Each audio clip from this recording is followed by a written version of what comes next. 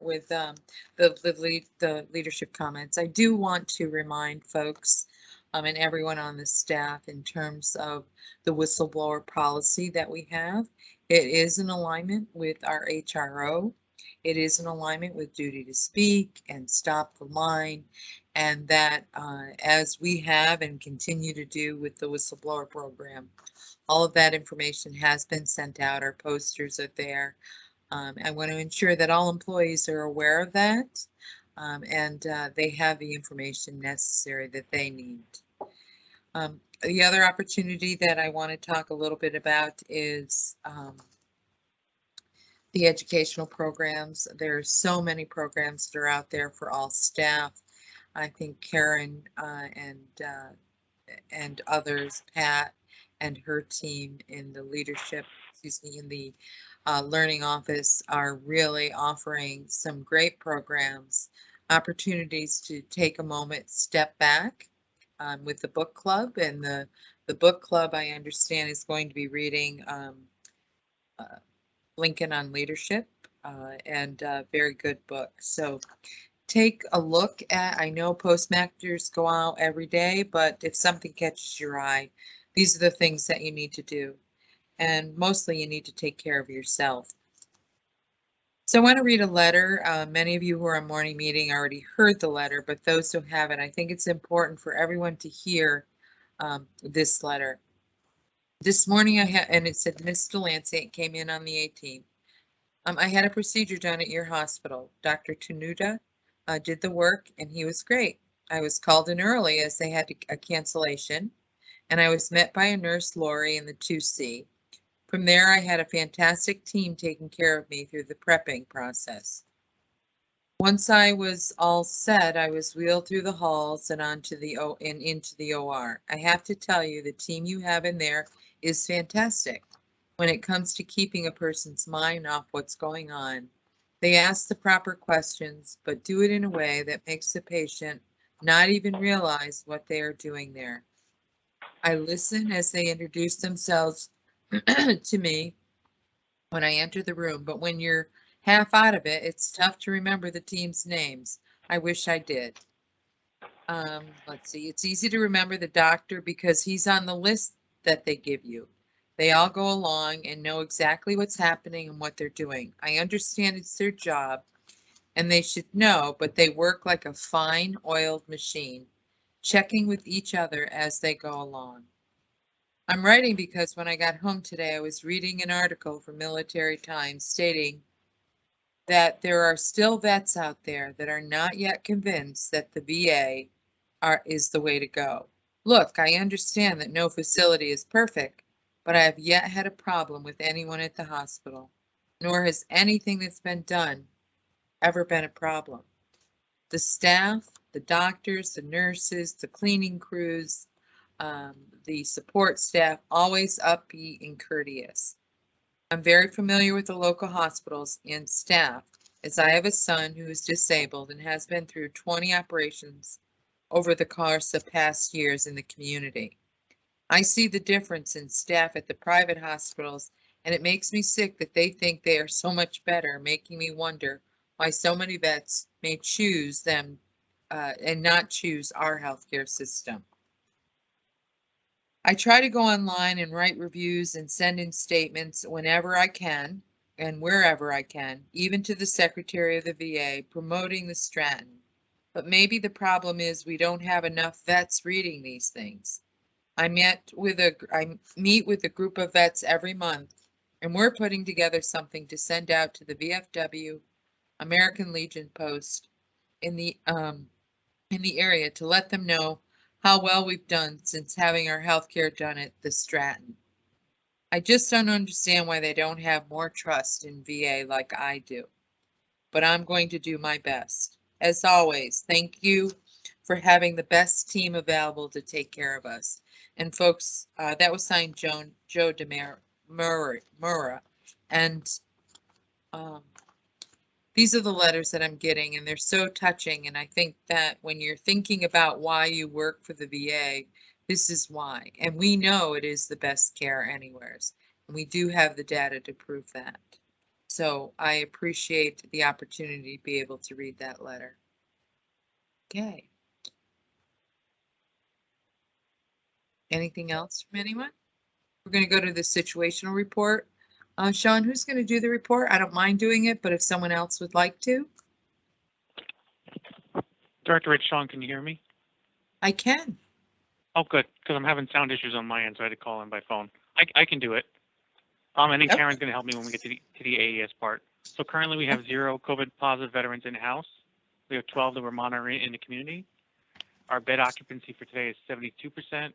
We have 5 in the ICU, 21 on 7B, 20 on 8B, 18 and 18 on the CLCs. And it should say 9 on 10B, not 19, and 7 on 10C. And then this for facility updates, March is Social Work Month, so shout out to all our social workers. It's also Women's History Month, National Nutrition Month, Colorectal Awareness Month, and this week is LGBTQ+ Health Awareness Week. And I'm going to turn it over to Karen for a minute to do some AES updates. Good afternoon, everyone, and thank you for letting us speak, and thank you for discussing our book club today because I'm very excited about it. Just wanted to share some AES things that we have going on. We do have the book club. We have availability left for Lincoln on Leadership. That'll be a 5-week series, 30 minutes during lunchtime, and it's a discussion about Lincoln's leadership skills he learned during the Civil War. We also have the March Madness Beat the Pentad Bracket Challenge, just an update on that. Currently in the men's bracket, the leading groups are the Lab, the Pentad, and Education Department. For the women's bracket, the leaders are Safety, the Lab, and the Kitchen. A few opportunities we have coming up is the Leadership Engagement Group on April 27th, May 18th, and June 2nd.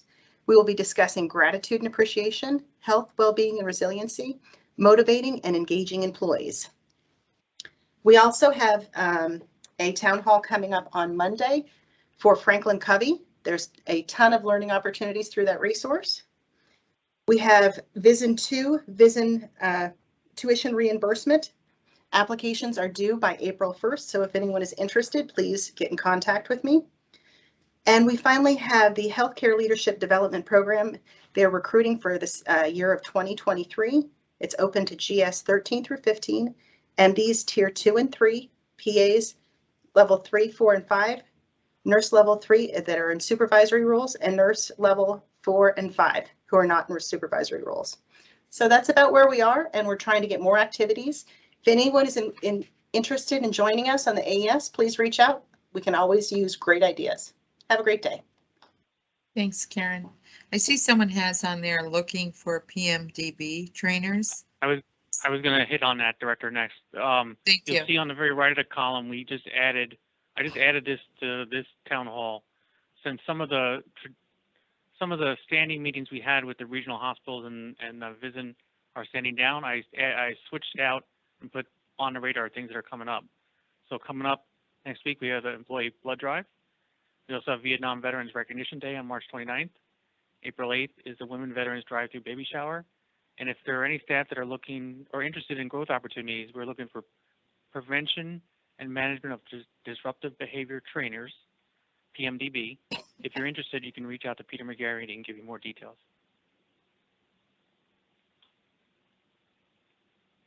Do we know what, you're going to have more details, but do we know like how many times a year you'd be requested to travel? Do they work through their supervisors if they're interested? They can work through their supervisors if they're interested. If they want to get more information, they can reach out to Peter. I believe it's once, what they were looking at is once a quarter. Okay. Sounds good. Yes, Darlene, I like to add that in addition to Peter, they can also reach out to the Department of Learning and Development. Karen, I'm sure that you can also answer some of the questions that the staff might have, considering there is a partnership to get the program off the ground. We're just trying to get as many participants as possible. This is the sort of thing that enhances our professions as healthcare professionals. So it's important for everybody to consider it. Absolutely. I'm here to help in any way I can and answer any questions I can. I do know the training is a 1-week session of training. We are trying to get enough interested parties to be trained, to have the trainers come to our facility. And we're looking to have the trainers conduct training 4 times a year is the expectation. We're thinking it'll be about 6, depending, because there's 3 different levels. But that's about it for now. Let me know if you have any questions. So you're looking for them to come in and they would go through a train the trainer, correct? Yes, we're trying to get the trainers to come here to train we're trying to find 6 new trainers. We have 2 people that have expressed interest, so we're still looking for more if anyone is interested. It's a great opportunity for growth. Okay, great. So Director, before we move on to the award ceremony, that was the end of our, was a quick slideshow for today. I don't know if there's any staff have any questions, or if you just Well, want to move before we on. go there, I wanted to just check to see if anyone in leadership, if Jean, Dr. Pellerin, Dr. Howard, Ms. Wedding, or Mr. Labrille have anything that they'd like to add. Only for me, on my side of things, looking very closely at staffing as usual and laser focused on recruitment, retention, and staff engagement. So we are trying to maximize all of the efforts we can in terms of recruitment, retention, incentives, etc. So a lot going on behind the scenes in terms of that. Then I just want to just add to what Amy just explained. I want everybody to understand that we are standing firmly behind our staff, and we are trying to do everything in our power to improve our recruiting process, retention, and continue to do everything.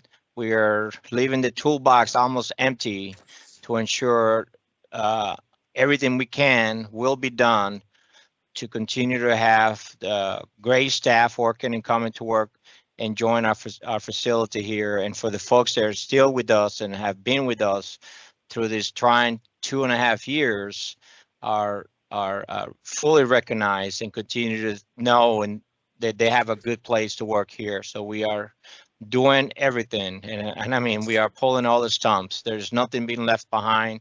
Obviously, everything's within limits. We work for the government, and the government has a lot of rules and a lot of regulations that we are daily reviewing and see where we can maximize opportunities, and we'll do that on your behalf. So go ahead, Amy. Yeah, there's just a question from Lisa in the chat box to elaborate on incentives. So I can just add a few extra comments on that. So we are looking to maximize the use of pay flexibilities as a recruitment retention strategy. Although we did recently just make pay adjustments to the NP and RN scales, we are looking for the compensation unit to provide us with another analysis so we can ensure that we are on par with the community in terms of the labor market. We are also looking to maximize the use of the 3 R's, which is recruitment, retention, and incentives, or relocation incentives, that type of incentives, against our current budget and the ceiling and award ceiling.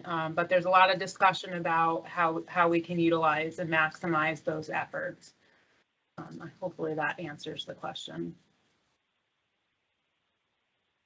And I'd like to add that if we're not providing enough clarity on what the things that we are trying to do, we live in an open door community. Reach out to any one of us. I think that the Pentad is readily available to answer your questions if you feel that you're not getting the right information from whether it's your supervisors or your managers, or you need to hear directly from any one of us. We'll be happy to exercise that for you. We want everybody to really understand we work for you and we're here to support you. If you feel that that's not the feeling you get, and we want to stand corrected. We want to make sure that you understand that it's a community, it's a community effort, and we want what's best for the organization. That includes taking care of you. I do know, I want to say too, that there was a rapid process improvement on the onboarding process this past week.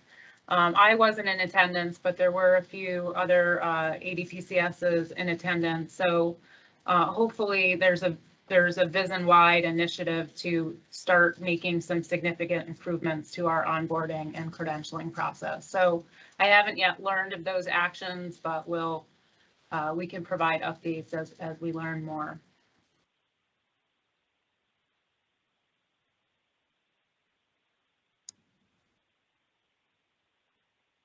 Director, that's all I have.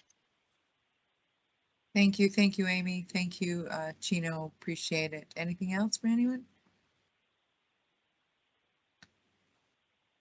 Okay, I think we're gonna go, unless there's no other questions, and we can take questions at the end if you think about them.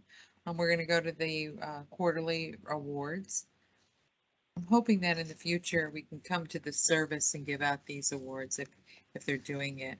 I love doing it virtually because we get to recognize, but you may not be seen and heard and experience that recognition within your own work group. So, Sean?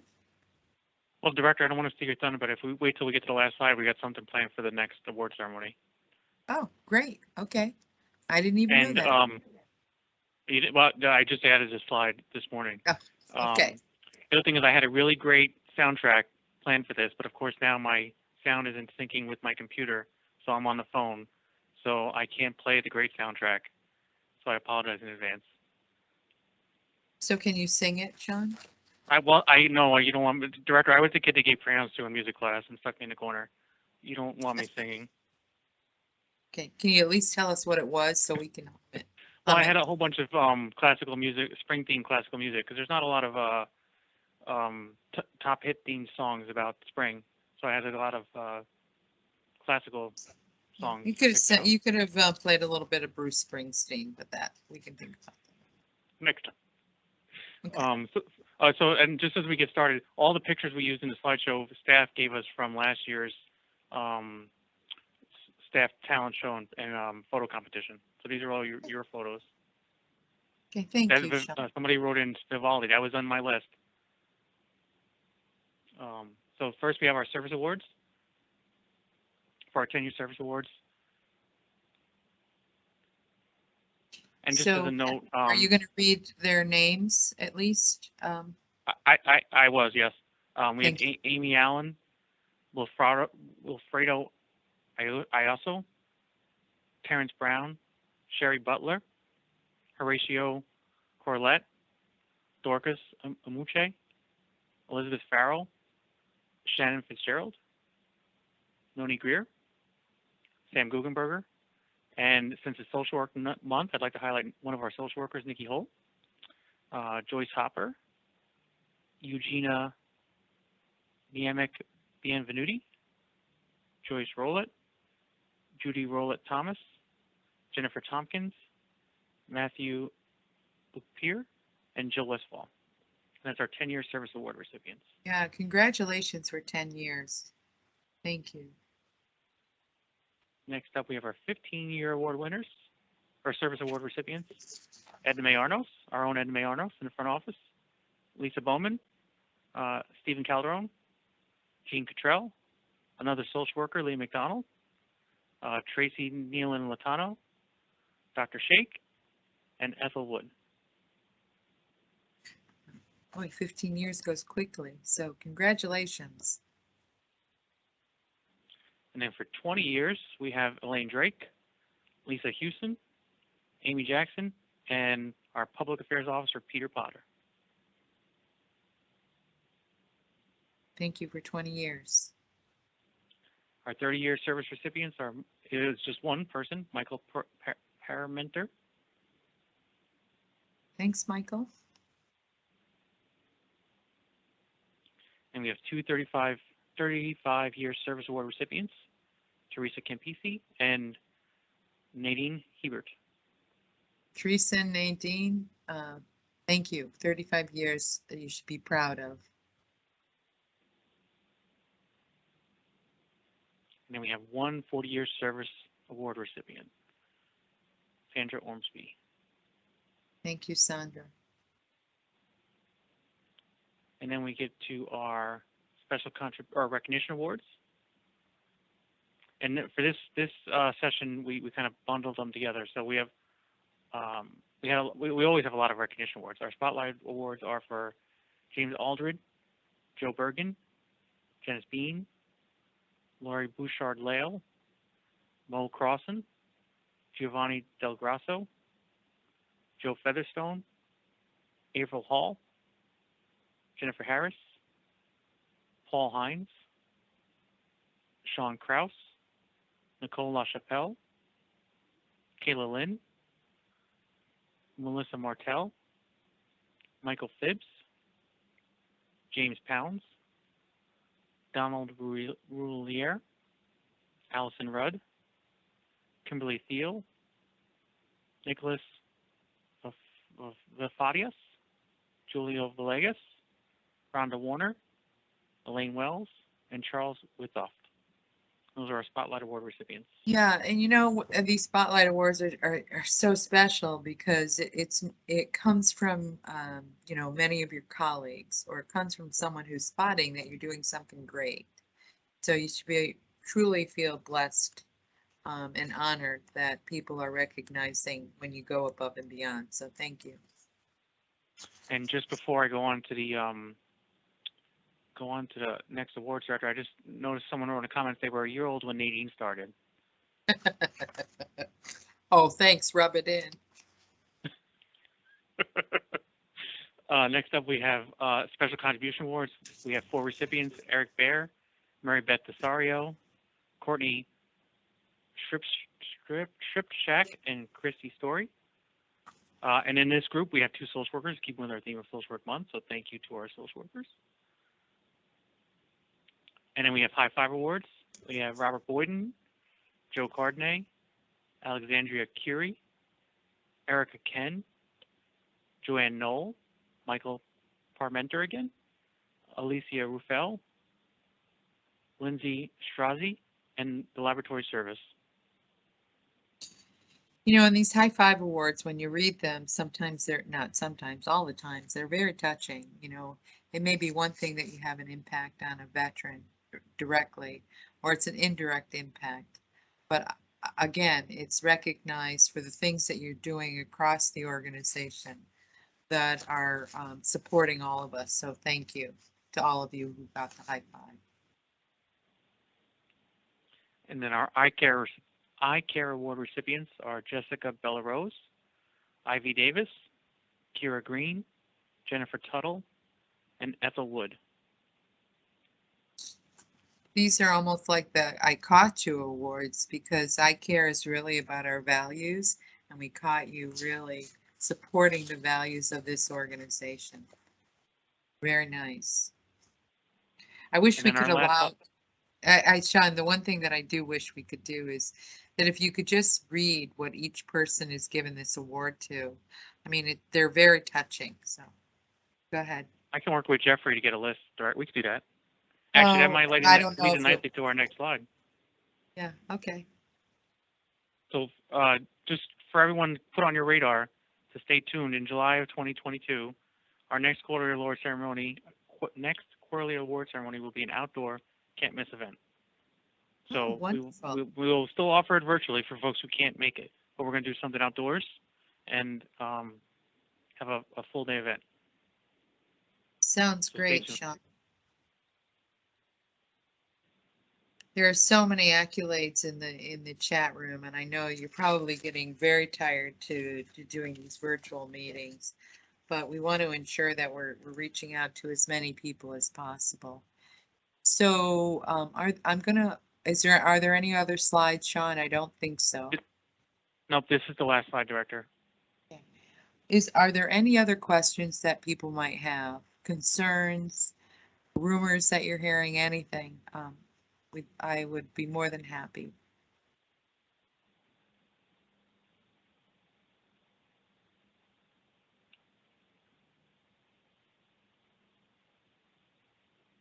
Okay. Good plug, Amy. Nurses Week raffles are underway. 2 options, buy tickets to win a basket and also flower sales. So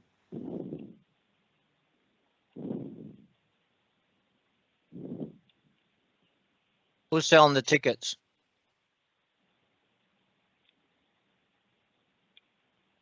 It's Carolyn Scott, Gino. Yeah. okay, is there anything else from anyone? Going once, twice?